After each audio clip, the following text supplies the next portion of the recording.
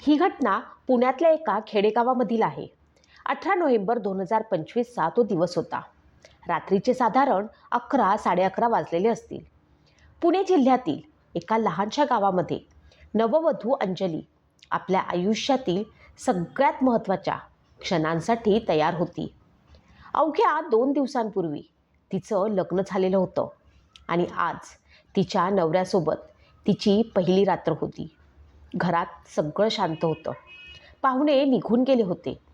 सासूबाईंनी अंजलीला हाताला धरून थेट नवऱ्याच्या खोलीत नेलं. दरवाजा लावला आणि एक शब्द न बोलता तिथून निघून गेल्या. अंजलीचं काळीज धडधडत होतं.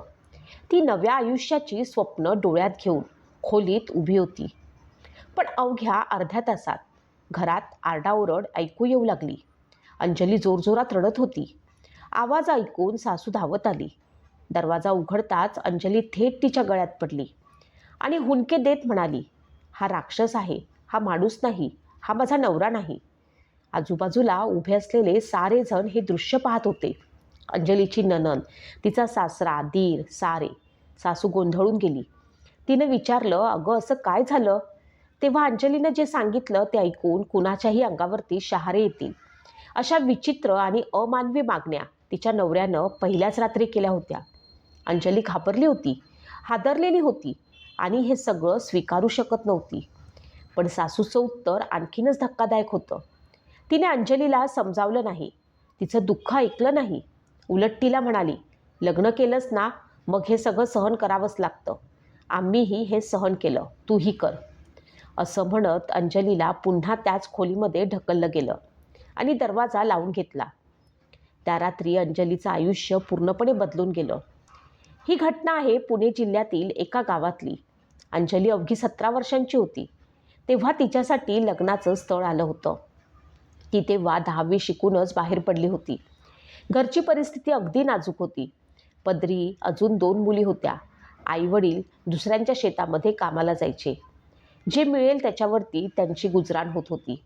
मुलीचं लग्न म्हणजे मोठी जबाबदारी. अशातच अभय नावाच्या 25 वर्षाच्या तरुणाचं स्थळ आलं. अभय स्पर्धा परीक्षांची तयारी करत होता. त्याला नोकरी नव्हती, पण स्वप्न मात्र मोठी होती. अभयच्या वडिलांना वाटत होतं की मुलाचं वय निघून चाललं आहे. नोकरी लागो किंवा न लागो, लग्न करून दिलं तर शेतात तरी मदत होईल. पण गावात मात्र अभयला कुणीही मुलगी द्यायला तयार नव्हतं. कारण सारे म्हणत होते, नोकरी नाही म्हणजे भविष्य नाही. असं म्हणत सगळेजण नकार देत होते. अपमान सहन करत शेवटी अभयच्या वडिलांनी विषय सोडून दिला. पण नशीब फिरलं. अभयने अचानक परीक्षा पास केली आणि तो क्लास 1 अधिकारी झाला. एवढं होताच तो लोक कालपर्यंत नकार देत होते तेच आता रांगेत उभे राहिले. पण या सगळ्यांचा अभयवरती वेगळाच परिणाम झाला होता. त्याच्या मनात अहंकार निर्माण झाला. ज्या वेळेला गरज होती तेव्हा कोणीच नव्हतं. आता मला कुणी नको असं तो म्हणू लागला. त्यानं ठरवलं फक्त लहान वयाच्या मुलीशीच लग्न करायचं. अशातच अंजलीचा फोटो त्याला दाखवण्यात आला. अंजली दिसायला सुंदर होती, साधी, निरागस. अभयला ती पसंत पडली. कायदेशीर अडचण टाळण्यासाठी 18 वर्ष पूर्ण झाल्यावरती लग्न ठरलं. या काळात दोघांच्या मध्ये मोबाईलवरती बोलणं, मेसेजेस, स्वप्नांची देवाणघेवाण सुरू झाली. अंजलीने मनामध्ये खूप सारी स्वप्न रंगवली होती. 18 वर्ष पूर्ण होताच लगेच लग्न उरकलं. सारे विधी व्यवस्थित पार पडले.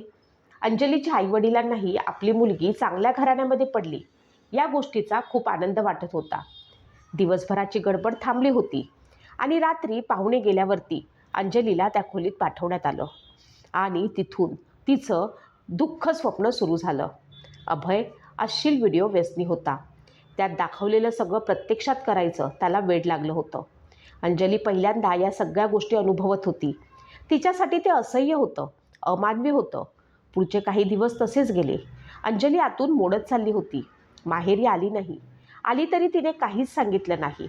आईवडिलांचे स्वप्न पूर्ण झाले असं स्वतःला समजावत गप्प राहिली. पण सासरी परतल्यावरती शांतपणे हे सारं काही सहन करत होती. पण तिने मात्र आता शेजारीच राहणाऱ्या महेशसोबत आपली जवळीक वाढवली होती. नवऱ्याच्या अत्याचाराला ती आता कंटाळली होती. त्यामुळे आता दुसरीकडे आसरा बघायला लागली होती. आता ती चुकीच्या पावलांकडे वळत होती. तिच्या शेजारी राहणारा महेश हा सैन्य भरतीची तयारी करत होता. हळूहळू तिनं त्याला आपल्या जाळ्यात ओढायला सुरुवात केली. आपल्या सौंदर्याच्या बळावरती तिने त्याला आपल्या बाजूला करून घेतले. अगोदर हळूहळू एकमेकांना पाहणं, नंतर आपले मोबाईल नंबर एकमेकांना देणं आणि मग हळूहळू भेटीगाठी. तिनं महेशला पूर्णपणे आपल्या जाळ्यात अशा पद्धतीने अडकवलं होतं की आता महेश तिच्याशिवाय राहू शकत नव्हता. त्याला अंजली आपली व्हावी हा एकच विचार त्याच्या मनामध्ये येत होता. तेव्हा तिने त्याला समजावून सांगितलं, जोपर्यंत माझा नवरा आहे तोपर्यंत आपण दोघेजण एकत्र येऊ शकत नाही. आपण काहीतरी असे केले पाहिजे की ज्याच्यामुळे आपल्याला त्याच्यापासून सुटका मिळेल. दोघांनी यावरती विचार केला. नंतर नवऱ्यापासून सुटका मिळवण्यासाठी कट रचला. तो दिवस नेहमीप्रमाणेच होता.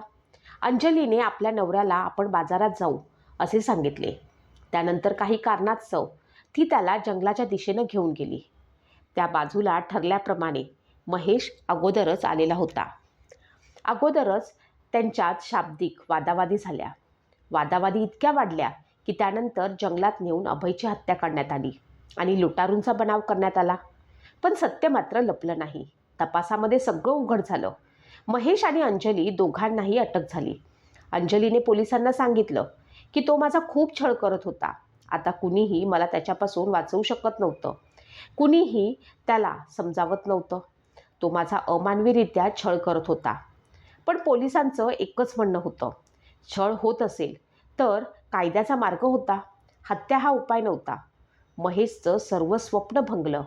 सैन्य भरतीची तयारी करणारा महेश तुरुंगात जाऊन बसला. यातून काहीतरी मार्ग काढता येऊ शकला असता. हा विचार न करता सरळ आपल्या पतीची हत्या करणारी अंजली देखील तुरुंगात बसली. आज दोघेही तुरुंगात आहेत.